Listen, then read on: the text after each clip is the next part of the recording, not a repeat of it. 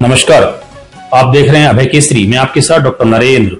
खबर पीसीएस परीक्षा को लेकर उत्तर प्रदेश लोक सेवा आयोग की ओर से कल रविवार 12 अक्टूबर को उत्तर प्रदेश के 75 जनपदों में 1435 परीक्षा केंद्रों पर यह परीक्षा आयोजित की जाएगी, जिसमें लगभग 6,26,000 परीक्षार्थी सम्मिलित होंगे। यदि बात करें अमरोहा जनपद की, तो अमरोहा जनपद में 15 परीक्षा केंद्र बनाए गए हैं, जिन पर लगभग 7,008 अभ्यर्थी शामिल होंगे।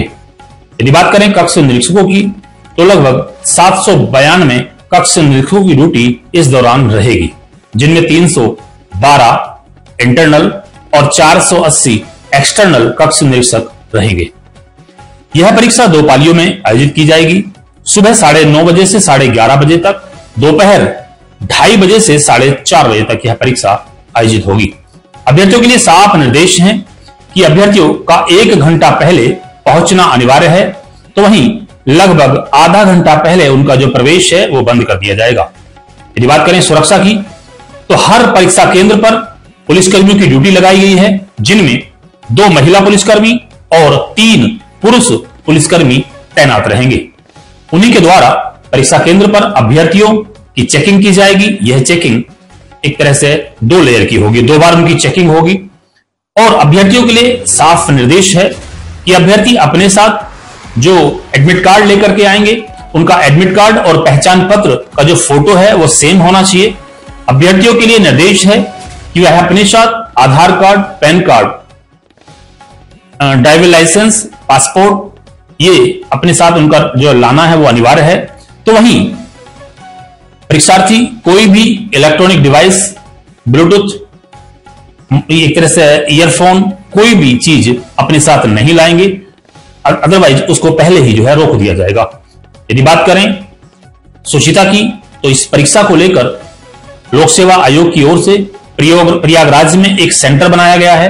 प्रयागराज का वह सेंटर पूरे प्रदेश के लगभग 75 जनपदों से कनेक्ट रहेगा और वहीं से उसको जो मॉनिटाइज करेगा, क्योंकि हर जनपद में भी एक सेंटर बनाया गया है। उस सेंटर से जनपद, जैसे अमरोहा की बात करें तो अमरोहा में जैसे 15 सेंटर यहां पर बनाए गए हैं, तो इन 15 सेंटरों, जो चूंकि यहां पर सीसीटीवी कैमरे होंगे, वो ऑनलाइन मोड पर होंगे और उनकी पूरी जो है सीधी जो है एक तरह से वो ऑनलाइन जो है प्रयागराज से वो कनेक्ट रहेंगे। जनपद भर में चूंकि यह परीक्षा कल आयोजित होनी है, 7,008 अभ्यर्थी इस परीक्षा में अमरोहा में शामिल होंगे। 15 सेंटर बनाए गए हैं, जिनमें सरकारी और अर्ध सरकारी दोनों तरह के कॉलेज इसमें शामिल किए गए हैं। धनोरा, गजरोला और अमरोहा में ये परीक्षा सेंटर होंगे। यदि बात करें प्रशासन की, तो अमरोहा जिलाधिकारी निधि गुप्ता वत्स ने साफ निर्देश किया है कि किसी भी प्रकार की लापरवाही बर्दाश्त नहीं की जाएगी। यदि कहीं भी किसी भी प्रकार की लापरवाही होती है तो उसके खिलाफ जो है दंडात्मक कार्रवाई की जाएगी। इसी को लेकर अमरोहा के जिला विद्यालय निरीक्षक ने बताया कि किस प्रकार से सारी चीजें रहने वाली हैं, उन्होंने स्पष्ट किया है। मित्रों, आप ये खबर हमारी यदि YouTube पर देख रहे हैं तो हमारे चैनल अभय केसरी को आप सब्सक्राइब करना ना भूलें। तो वहीं फेसबुक पर भी हमारे पेज को अभय केसरी को जो हिंदी में है उसको फॉलो करें। ट्विटर पे भी अभय केसरी को फॉलो करें, क्योंकि आपका एक फॉलो, आपका एक लाइक, आपका एक कमेंट, आपका शेयर करना हमें ताकत देता है, हमें हिम्मत देता है, ताकि हम आगे भी आपके लिए और अच्छी खबरें और जन सरोकार से जुड़े मुद्दों पर हम अपनी जो राय है वो आपके सामने रखते रहेंगे। आप हमारे साथ लगातार बने रहिए। इसके लिए आप सभी का धन्यवाद, आभार।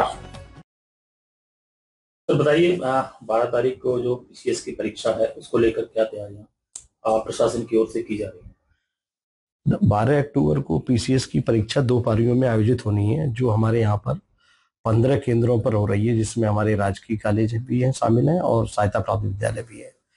इसमें धनौरा के दोनों कॉलेज हैं और आपके गजरौला के हैं, बाकी लोकल के हैं जो है। और 7,008 जो है परीक्षार्थी परीक्षा देंगे। इसके लिए जो आयोग की गाइडलाइन थी उसमें कक्ष निरीक्षकों का जिला स्तर पे एक सामूहिक प्रशिक्षण कराना था। वो 2 बार हम लोग करा चुके जो है, जबकि 1 बार के निर्देश थे डीएम साहब के आदेश से, दोबारा भी करा लिया गया जो है। और कक्ष निरीक्षकों की ड्यूटी 792 हमारे टोटल कक्ष निरीक्षक हैं, जिसमें इंटरनल भी है 312 और सीएस जो है 480 एक्सटर्नल है जो है। जहाँ कम है वहाँ थोड़े ज्यादा दिए गए हैं। तो ये हैं। बाकी जिला स्तरीय एक बैठक डीएम साहब की अध्यक्षता में हो गई। आयोग के प्रतिनिधि भी मौजूद थे। उसमें सभी मूलभूत सुविधाएं जो है विद्यालय में रहे, जनरेटर की व्यवस्था रहे और ये सब व्यवस्थाएं जो है कर ली गई हैं। जो एजेंसी है सिक्योरिटी वाली, उसके द्वारा सीसीटीवी कैमरे भी लगा दिए गए हैं, अपना डीवीआर वगैरह लगा दिया गया। एक दो विद्यालय छूट रहे थे तो वो भी पूरे कर लिए हैं उसने जो है। तो इस तरह की व्यवस्था परीक्षाओं को लेकर के पूरी कर ली गई है जो कह रहा हूँ। क्या टाइमिंग इसकी रहेगी? परीक्षा दो समय है जो है, दो एक ही छात्र को दो पेपर देने हैं। पहला 9:30 से 11:30 बजे तक का है, दूसरा 2:30 से 4:30 है जो है। और जो परीक्षार्थियों की एंट्री है वो 1.5 घंटा पहले शुरू हो जाएगी और 45 मिनट पहले बंद हो जाएगी। अच्छा, परीक्षा की शुचिता बनी रहे इसके लिए क्या प्रबंध?